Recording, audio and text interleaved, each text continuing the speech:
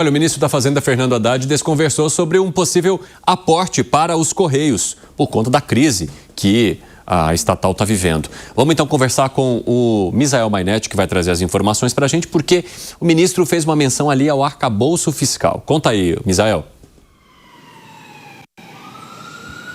Exatamente, o Correio em crise, então, se houver algum problema com as instituições financeiras, toda a questão de juros aí envolvidos para conseguir esse empréstimo e recuperação dos Correios, ele considera, então, fazer aí um aporte para ajudar na recuperação da estatal. É aquela coisa, se der ruim, aí ele pensa nesse aporte.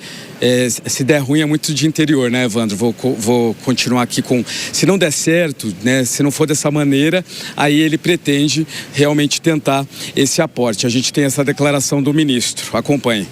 Não. Nós temos dois caminhos. Um caminho é um caminho é um aporte que pode se tornar necessário se nós não chegarmos a um acordo com o pool de bancos que vão financiar a reestruturação da companhia. Não vamos ficar com a faca no pescoço por conta de uma incompreensão da parte de uma ou outra instituição financeira. Não estamos pensando em nada fora do arcabouço. Nós estamos pensando em fazer aporte, se necessário, pelo arcabouço.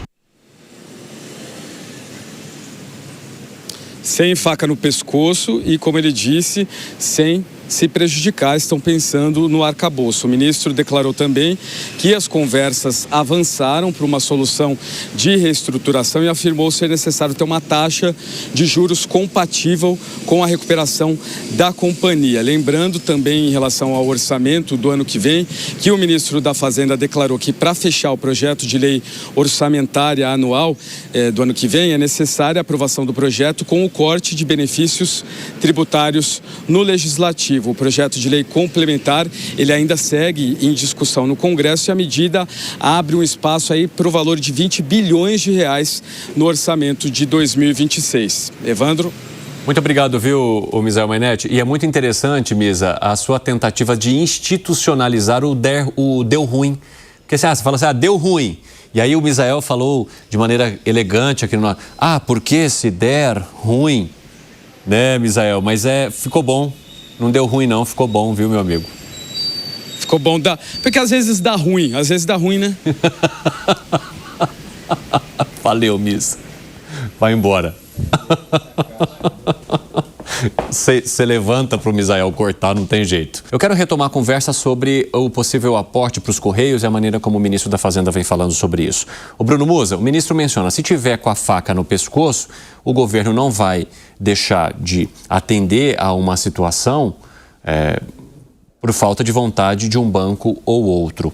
Toda vez que o governo faz uma sinalização em torno dos Correios, se cria ali um processo de desconfiança sobre a possibilidade disso impactar demais as contas públicas, sobre a possibilidade do arcabouço fiscal dar conta de mais essa demanda, embora o ministro diga que nada ou nenhuma decisão relacionada aos Correios sairá do arcabouço fiscal. Mas quais são as avaliações críticas que você faz em torno desse processo? Evandro, não adianta mais falar que não será computado dentro do arcabouço fiscal.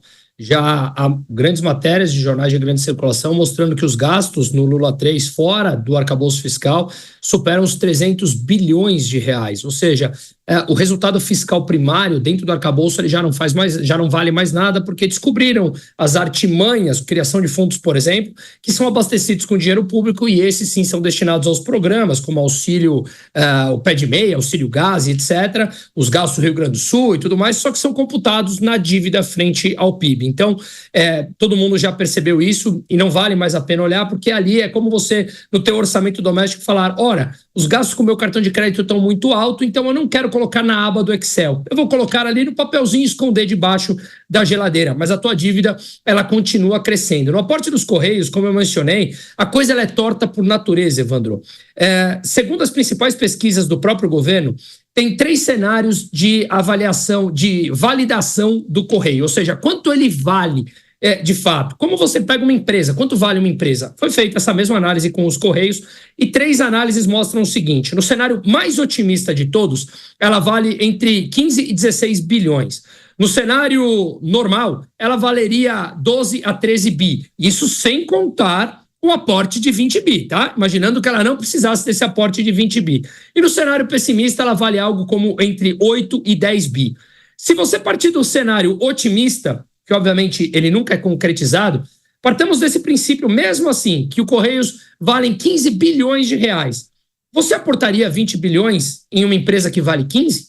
É óbvio que não. Não tem o menor sentido, ainda mais mantendo a mesma gestão. A mesma gestão que levou à necessidade de um aporte de 20 bi por conta de rombos. Isso significa que quem cobre esse rombo fiscal? É o dinheiro público. Não, é o dinheiro do pagador de imposto, onde o Estado se endivida mais para suprir aquele rombo em que foi criado ao longo de uma gestão minimamente incompetente, por assim dizer. E aí vem o pior. Se o governo emite uma dívida, indivíduo-Estado, onde isso desvaloriza a própria moeda, ou seja, mais inflação para a população, ele conseguiria captar dinheiro a 100% do CDI, hoje 15% ao ano.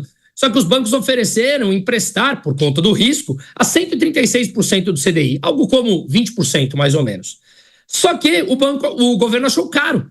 Se o governo quer pagar 120% do CDI, que é o que ele se dispôs a pagar, por que ele não paga 100% do CDI e emite essa dívida, se em última instância é o pagador de imposto que pagará sim ou sim? Porque isso é politicamente ruim para o próprio governo. Então ele está usando o Correio como um todo, como empresa que está com rombo, e nós cobriremos esse rombo e o Estado aumentará a sua dívida sim ou sim. Portanto, essa é uma crítica em números, em matemática como um todo. E assim a gente vê que a coisa está completamente torta. Assim como foi mencionado, e já passo a bola rapidamente agora, com o salário mínimo. Não há paralelo no mundo que valorize o salário mínimo com incremento da variação do PIB, como foi feito agora no Brasil com 2,5%. Por quê? Porque se você sobe o salário sem incremento de produtividade, você incentiva as pessoas a irem para o mercado informal, porque não há condição, sem incremento de produtividade, de pagar um incremento desse do salário mínimo. A coisa no Brasil é a mentalidade que precisa ser alterada, senão o rombo não para de aumentar. E Perno, você acredita que o ministro da Fazenda venda a ilusão, então, ao dizer que um possível aporte ou qualquer solução que entregue dinheiro aos Correios e dinheiro público não vai sair do arcabouço fiscal? Bom, eu acho que a situação dos Correios talvez seja a mais bombástica e complicada que o governo tem, porque, de fato, o atual governo herdou os Correios dando prejuízo. Aí esse prejuízo em 2023 foi menor do que o de 2022 e houve aquela expectativa de algum saneamento. De repente, em 2024, o prejuízo voltou a disparar e esse ano mais ainda. Aí em 2024 tem aquela história de blusinhas e tal, né, que, enfim, diminuiu o volume. Mas o fato é que essa é uma atividade que ela tem que ser redimensionada. Hoje, qualquer empresa da natureza que são os Correios tem que se voltar cada vez mais ao segmento de encomendas. Ninguém vai mandar carta. Todo mundo recebia 5, 10 anos atrás um bolo de cartas de banco, enfim, de não sei onde, de cartão de crédito. Hoje isso praticamente acabou. Então é óbvio que a demanda pelo serviço dos Correios também diminuiu muito. Então, é uma atividade que precisa ser reavaliada. Não acredito que no atual formato só colocar dinheiro vá resolver o problema. Agora, na questão do salário mínimo, veja, o Brasil tem um dos menores salários mínimos da América do Sul. Tem que haver algum tipo, sim, de recuperação, né? Fala, Zé. No popular, lá no interior de Minas, diz o seguinte: isso é gastar vela com defunto ruim, não tem solução para o negócio. Principalmente que diz o Musa aí, não vale isso. Os Correios tinham que ser vendidos por um banco, porque tem uma agência em cada cidade do país, tem uma agência do Correio, mas lá tem um bando de funcionário e um monte de aposentado também, né? Não tem como um negócio desse dar certo. E não é mais estratégico. Não tem mais nenhuma... Eu sinceramente, eu confesso a minha ignorância nesse setor de definir, olha, se os Correios fecharem hoje, amanhã, o que é que acontece? Eu não vejo consequência, porque as entregas estão correndo aí, já existem empresas fortes na área de entrega, já estou vendo o fortalecimento deles e assim por diante, né? Então, não vejo muito sentido em torrar uma grana dessa numa estatal e não mudar a gestão, e não é definitivo. Uma vez, eu já até falei sobre isso aqui, eu falei, gente, olha, o estratégico hoje é a internet.